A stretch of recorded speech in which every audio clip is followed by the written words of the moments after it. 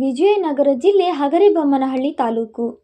ಹಗರಿಬೊಮ್ಮನಹಳ್ಳಿ ನಗರದಲ್ಲಿ ರಾಷ್ಟ್ರ ಪ್ರಶಸ್ತಿ ವಿಜೇತರು ಮಾಜಿ ಶಾಸಕರಾದ ಶ್ರೀ ಸಿರಾಜ್ ಶೇಖ್ ರವರ ಸುಪುತ್ರ, ನೊಬೆಲ್ ಎಜುಕೇಷನ್ ಟ್ರಸ್ಟ್ನ ಆಡಳಿತಾಧಿಕಾರಿಗಳು, ಯುವ ನಾಯಕರು, ಸಮಾಜ ಸೇವಕರು, ಯುವಕರ ಆಶಾ ಕಿರಣ ಶ್ರೀ ಹಾಫೀಜ್ ಶೇಖ್ ರವರ 32ನೇ ವರ್ಷದ ಹುಟ್ಟುಹಬ್ಬದ ಪ್ರಯುಕ್ತ ಎಸ್ ಅಭಿಮಾನಿ ಬಳಗ ಹಗರಿಬೊಮ್ಮನಹಳ್ಳಿ ಹಾಗೂ S Narayana health super speciality centre Davanagere ಇವರಿಂದ ಉಚಿತ ಹೃದ್ರೋಗ ತಪಾಸಣಾ ಶಿಬಿರವನ್ನು ದಿನಾಂಕ 26/7/2024 ಶುಕ್ರವಾರ ಬೆಳಗ್ಗೆ 9:30 ರಿಂದ ಮಧ್ಯಾಹ್ನ 2:30 ಸ್ಥಳ ಎಂ.ವೈ. ಗೋರ್ಪಡೆ, ಸಿಬಿಎಸ್ಇ ಶಾಲೆ, ಕೂಡ್ಲಿಗಿ ರಸ್ತೆ, ಹಗರಿಬೊಮ್ಮನಹಳ್ಳಿ.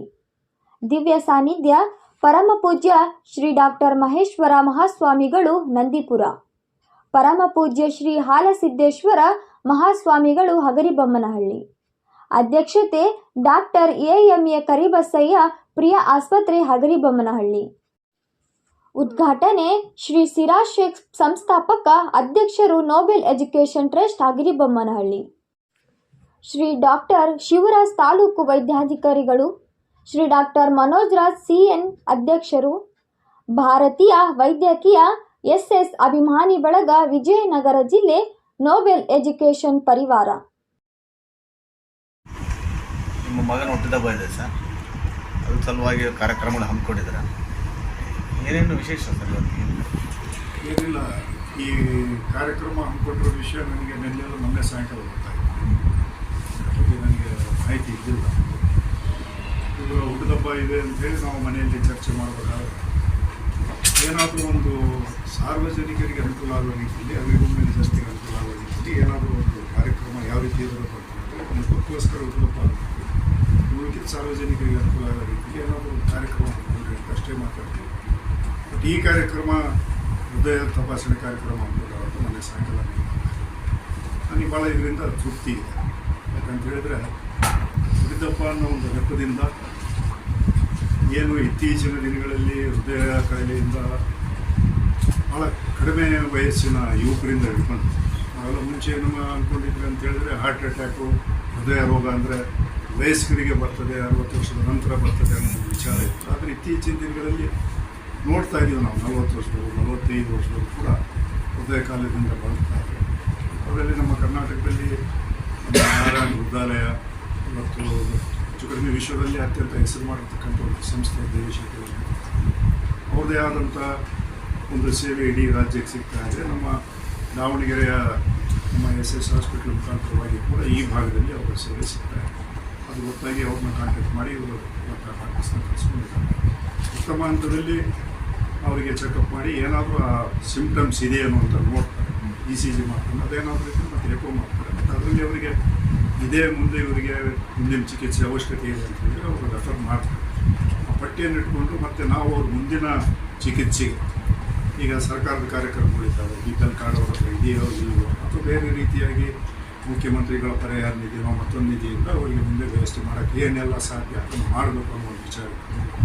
ಮತ್ತು ಗುರುಗಳ ಆಶೀರ್ವಾದದಿಂದ ನಮ್ಮ ಎಲ್ಲ ಸ್ನೇಹಿತರು, ಯಾಕಂತ ಹೇಳಿದ್ರೆ ಈ ಹುಟ್ಟಿದಬ್ಬದ ಕಾರ್ಯಕ್ರಮಕ್ಕೆ ಇದಕ್ಕೆ ನಾವು ರಾಜಕಾರಣದಲ್ಲಿದ್ದರೂ ಕೂಡ ಇದನ್ನು ಒಂದು ಪಕ್ಷಾತೀತವಾಗಿ ಈ ಕಾರ್ಯಕ್ರಮ ಹಮ್ಮಿಕೊಂಡಿದ್ದಾರೆ. ನಿಜವಾಗೂ ಕೂಡ ವೈಯಕ್ತಿಕವಾಗಿ ನನಗೆ ಭಾಳ ಸಂತೋಷ ಆಗಿದೆ. ಹಾಫೀಜ್ ಭಾಳ ಉತ್ತಮವಾದ ಒಂದು ಕಾರ್ಯಕ್ರಮ ಹಮ್ಮಿಕೊಂಡಿದ್ದಾರೆ. ದೇವರು ಇದೇ ರೀತಿಯಾಗಿ ಅವರಿಗೆ ಸಾರ್ವಜನಿಕರ ಸೇವೆ ಮತ್ತು ಸಮಾಜದಲ್ಲಿ ಉತ್ತಮ ವ್ಯಕ್ತಿಯಾಗಿ ಬೆಳೆದು ಬಂದರೆ ನಮ್ಮಂತೂ ಕೂಡ ಒಂದು ಒಳ್ಳೆಯ ಹೆಸರು ಕೊಡ್ತಿದೆ. ನಮ್ಮ ಸಂಸ್ಥೆಗಳನ್ನು ಕೂಡ ಅವ್ರ ಮುಂದೆ ಕಳಿಸ್ಕೊಂಡು ಹೋಗಿ ಮತ್ತು ಅವರಿಗೆ ನಾನು ಈ ಸಂದರ್ಭದಲ್ಲಿ ಅಡ್ವೈಸ್ ಮಾಡೋದಿಷ್ಟೇ, ಸಮಾಜದಲ್ಲಿ ಯಾರೆಲ್ಲ ಒಳ್ಳೆಯವರಿದ್ದಾರೆ ಅವ್ರನ್ನೆಲ್ಲ ಒಂದುಗೂಡಿಸಿ, ಒಳ್ಳೆಯ ವಿಚಾರ ಇರ್ತಕ್ಕಂಥವ್ರನ್ನ ಒಂದುಗೂಡಿಸಿ ಈ ಸಮಾಜನ ಕಟ್ಟುವಲ್ಲಿ ನೀವು ಕೂಡ ಪಾತ್ರ ವಹಿಸಿರಿ. ಅದರಲ್ಲಿ ಹಿಂದುಳಿದಂಥ ನಮ್ಮ ಹಗರಿಬೊಮ್ಮನಹಳ್ಳಿಗೆ ನಿಮ್ಮ ಸೇವೆ ಆಗಬೇಕು. ಯಾಕಂದರೆ ನಮ್ಮ ಕುಟುಂಬಕ್ಕೆ ರಾಜಕೀಯವಾಗಿ ಜನ್ಮ ನೀಡುವಂಥ ಈ ಕ್ಷೇತ್ರ ಅನೇಕ ಜನ ಬಂದರು ಹೋದರು. ಆದರೆ ನಾನು 20 ವರ್ಷದಿಂದ ಇಲ್ಲೇ ವಾಸ ಮಾಡ್ತಾಯಿದ್ದೀನಿ. ಇಲ್ಲಿಯ ಜನರು ಋಣ ತೀರಿಸಬೇಕು ಅಂತೇಳಿ ಒಂದು ಸಣ್ಣ ಸಂಸ್ಥೆಯನ್ನು ಕಟ್ಕೊಂಡು ನಾನು ಸೇವೆ ಮಾಡಿದ್ದೀನಿ. ಈ ಸಂದರ್ಭದಲ್ಲಿ ಇಲ್ಲಿ ಸಹಕಾರ ಕೊಟ್ಟಂಥ ಎಲ್ಲರಿಗೂ ಕೂಡ, ನಮ್ಮ ಮಾಧ್ಯಮದಲ್ಲೂ ಕೂಡ ನಾನು ಗಮನಿಸಿ ಅವೆಲ್ಲರೂ ಕೂಡ ನನ್ನ ಸುತ್ತಮುತ್ತಲಿಗೆ ಆಶೀರ್ವಾದ ಮಾಡಿ, ಇವತ್ತಿನ ವಿಷಯಕ್ಕೆ ಸಂಬಂಧ ಇಲ್ಲದೇ ಇದ್ದರೂ ಕೂಡ 2ನೇ ಹಂತದಲ್ಲಿ ತಾವೆಲ್ಲ ಒಪ್ಪಿಕೊಂಡು ಒಂದು ಮಾತನ್ನು ಹೇಳೋದಕ್ಕೆ ಇಷ್ಟ. ನನಗಿಬ್ಬರು ಜನ ಗಂಡು ಇನ್ನೊಬ್ಬನ ಮದುವೆನ ನಾನು ಜನವರಿಲಿ ಫಿಕ್ಸ್ ಮಾಡ್ತೀನಿ. ಆ ಮದುವೆನ ನಾವು ಯಾವ ರೀತಿ ಮಾಡಬೇಕು ಅಂತ ಹೇಳಿ ಅಂದ್ಕೊಂಡಿದ್ದರೆ ಮಗನ ಮದುವೆ ಜೊತೆಗೆ ಸಾಮೂಹಿಕ ವಿವಾಹವನ್ನು ಮಾಡಬೇಕು ಅಂತ, ಸರ್ವಧರ್ಮದ ಸಾಮೂಹಿಕ ವಿವಾಹ ಉಚಿತವಾಗಿ. ಮತ್ತು ನಮ್ಮ ಕೈಲಾಗಿದ್ದನ್ನು ನಾವು ಏನೆಲ್ಲ ಉಡುಗೊರೆಗಳನ್ನು ಕೊಡೋದಕ್ಕೆ ಸಾಧ್ಯ ಅದನ್ನು ಕೊಟ್ಟು ಮಾಡಬೇಕು. ಇದರಲ್ಲಿ ನನ್ನ ಜಾತಿಯವರು, ನಾನು ಹುಟ್ಟಿದ ಜಾತಿಯವರು ಮತ್ತು ಈ ಸಮಾಜದಲ್ಲಿರ್ತಕ್ಕಂಥ ಎಲ್ಲ ಜಾತಿಯವರು ಯಾರಾದರೂ ಬರಲಿ ಅವ್ರದ್ದು. ಮತ್ತು ನಾನು ಗುರುಗಳ ಹತ್ರ ಕೂಡ ಅಪ್ಪಣೆ ತೊಗೊಂಡಿದ್ದೀನಿ. 4-5 ಜನ ಗುರುಗಳು ಬರ್ತಾರೆ. ಅವರ ನೇತೃತ್ವದಲ್ಲಿ ನಮ್ಮ ಹಿಂದೂ ಸಂಪ್ರದಾಯದಂತೆ ಯಾವೊಂದು ಸಂಪ್ರದಾಯದಲ್ಲೂ ಕೂಡ ವ್ಯತ್ಯಾಸ ಆಗದ ರೀತಿಯಲ್ಲಿ ಅದನ್ನು ನಡೆಸಬೇಕು.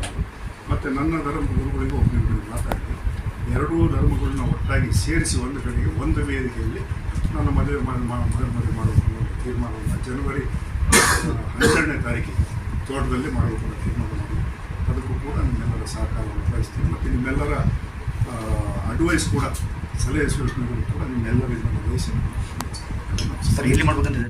ಮೊನ್ನೆ ನನಗೆ ಪಿಲಕ್ನಟ್ಟಿ ಪಂಚಾಯತಿಗೆ ಹೋದಾಗೆ ಒಬ್ಬರು ಹಿರಿಯರು ಹೇಳಿದರು, ನಿಮ್ಮ ತಂದೆಯವರು ಇಲ್ಲಿ MLA ಆಗಿದ್ದಾಗೆ ಹಳ್ಳಿ ತಿರುಗಿ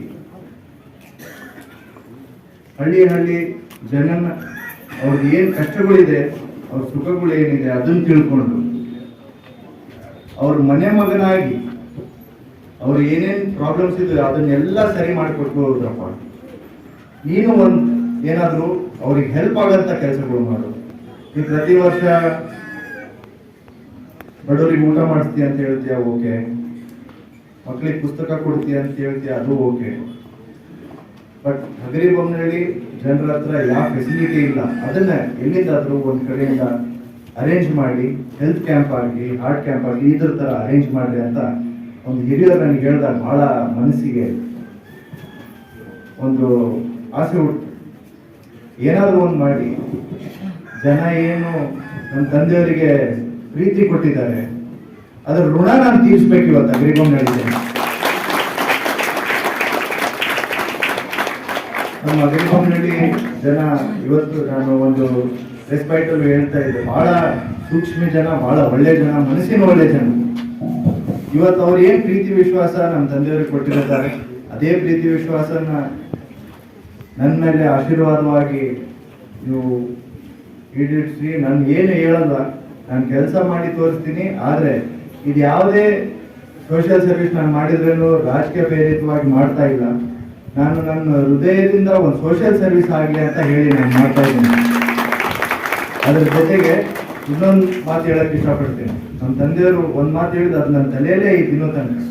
ನೀವು ಯಾವ ಸೋಷಿಯಲ್ ಸರ್ವಿಸ್ ಮಾಡೋಕ್ಕೂ ನಿನಗೆ ಯಾವ ಅಧಿಕಾರ ಬೇಡ, ನಿನಗೆ ಯಾವ ಕೋಟ್ಯಾಂತರ ರೂಪಾಯಿ ರೊಕ್ಕ ಬೇಡ, ನಿನಗೆ ಫಸ್ಟ್ ಮನಸ್ಬೇಕು. ಮನಸ್ಸು ಬಿಟ್ಟು ಸೋಷಿಯಲ್ ಸರ್ವಿಸ್ ಮಾಡುವ ಜನರಿಗೆ ಮನಸ್ಸಿಂದ ನೀನು ಪ್ರೀತಿ ವಿಶ್ವಾಸದಿಂದ ಜನರಿಗೆ ನಡ್ಕೋ. ಅದಕ್ಕಿಂತ ದೊಡ್ಡ ಸೇವೆ ಯಾವುದೂ ಇಲ್ಲ ಈ ಜನಕ್ಕೆ ಅಂತ ಹೇಳಿ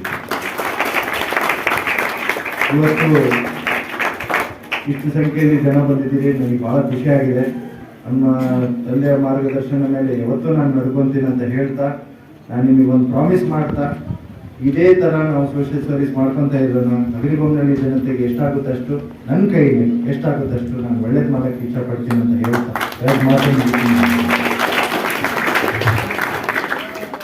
ಹೋಗೊಟ್ಟು ಸಹಕಾರ ಕೊಟ್ಟಿರ್ತಕ್ಕಂಥ SS ಹಾಸ್ಪಿಟಲ್ ಟೀಮ್ ಅವರೇ, ಏನು ಈ ಹೃದಯ ತಪಾಸಣೆ ಯಾಕೆ ಮಾಡಬೇಕು ಅಂದ್ರೆ, ನಮ್ಗೆ ಈಗ ಜಾಸ್ತಿ ಆಗ್ತಿರ್ತಕ್ಕಂಥದ್ದು 2 ಥರ ಕಾಯಿಲೆ. ಅಂದ್ರೆ ಮೊದಲೆಲ್ಲ ನಮ್ಗೆ ಸಿಡುಬು, ಕಾಲರ ಅಂತೆಲ್ಲ ಬಂದು ಜನ ಬೇಗ ಸಾಯ್ತಿದ್ರು. ಈಗ ನಮಗೆ ಜಾಸ್ತಿ ಕಾಯಿಲೆಗಳು ಈಗ ನಾನ್ ಕಮ್ಯುನಿಕಬಲ್ ಡಿಸೀಸ್ ಅಂದ್ರೆ ಸಕ್ಕರೆ ಕಾಯಿಲೆ, BP ಕಾಯಿಲೆ, ಹಾರ್ಟ್ ಕಾಯಿಲೆ ಇವು ಜಾಸ್ತಿಯಾಗಿ ಜನರನ್ನ ಮೂಲೆ ಗುಂಪು ಮಾಡ್ತಿದ್ದವು ಅಥವಾ ಜಾಸ್ತಿ ಮಾರ್ಟಿಲಿಟಿ ಮಾಡ್ತಿದ್ದವು. ಅದ್ರ ಬಗ್ಗೆ ಜಾಸ್ತಿ ಸ್ವಲ್ಪ ಜಾಗರೂಕತೆ ಬೇಕು. ಏನಂದ್ರೆ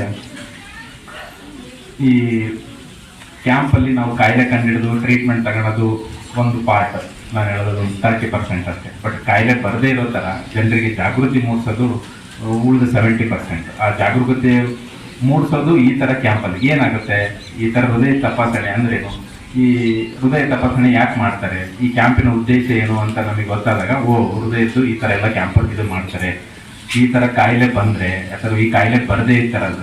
ಗ್ರಹಚಾರ ದೋಷ, ಆರ್ಥಿಕ ಅಡಚಣೆ, ವ್ಯಾಪಾರದಲ್ಲಿ ನಷ್ಟ, ನಿರುದ್ಯೋಗ, ಸಾಂಸಾರಿಕ ವಿರಸ, ಸ್ತ್ರೀ ಪ್ರೇಮ, ವಶೀಕರಣ, ಬೆಂಬಿಡದ ರೋಗ ರುಜಿನಗಳು, ವಿದೇಶ ಪ್ರಯಾಣ, ಸಕಲ ಸಂಪತ್ತಿದ್ದರೂ ಮನಃಶಾಂತಿಗೆ ಕೊರತೆ, ಹೀಗೆ ಸಮಸ್ಯೆಗಳು ಯಾವುದೇ ಇರಲಿ ಪರಿಹಾರ